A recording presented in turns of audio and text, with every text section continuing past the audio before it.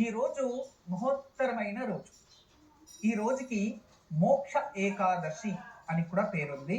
ముక్తి ఏకాదశి అని పేరు కూడా ఉంది. అందుకే ఈరోజు మేమందరూ కూడా ముక్తినాథుని దర్శనం చేస్తూ ఉంటాం. ఎందుకు చెప్పండి? ముక్తి ఏకాదశి రోజు ముక్తినాథుని దర్శనం చేస్తే సాక్షాత్ వైకుంఠంలో వెళ్ళి మహావిష్ణుని దర్శనం చేసిన పుణ్యఫలమని మనకి పురాణాలు తెలియచేస్తున్నాయి. భవిష్యత్ పురాణంలో విశేషంగా ముక్తినాథ గురించి ఉంది. శైవ క్షేత్రాలు 108 క్షేత్రాలు, ఆ క్షేత్రం అంత మహిమ.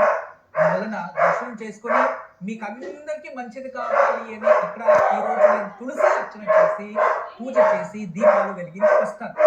మీరేం చేయాలి? ఈరోజు సాయంత్రం మహావిష్ణు ముందు నయ్య దీపాలు వెలిగించి విష్ణునామాన్ని 108 సార్లు జపం చేయాలి. తులసి మాలని ఉపయోగించాలి. అది చేసిన తర్వాత తులసి కోట దగ్గర 2 దీపాలు వెలిగించి తులసికి నీరు సమర్పించుకొని తులసికి అర్చన పూజ చేసి తులసి కోటలో పాలు కాయించి ఆ వచ్చిన పాలని తులసి కోటలోనే అలాగే పెట్టేయాలి.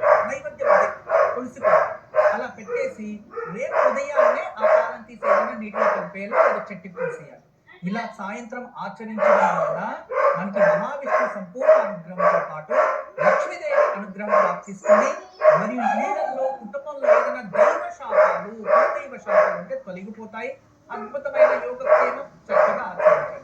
లక్ష్మీదేవి మహావిష్ణువుల సంపూర్ణ అనుగ్రహం సొంతమయ్యేందుకు, కులదైవ శాపాలు తొలగిపోయేందుకు ఈ రోజు సాయంత్రం మహావిష్ణువు ముందు నెయ్యితో దీపారాధన చేసి తులసి మాలను చేతి ధరించి విష్ణు నామాలని 108 సార్లు జపించాలి. అనంతరం తులసి కోట వద్ద 2 దీపాలను వెలిగించి గోరువెచ్చని పాలను నైవేద్యంగా సమర్పించాలి. రేపు ఉదయం ఆ పాలను ఏదైనా నీటిలో కలిపివేయచ్చు, చెట్టుకైనా పోయవచ్చు.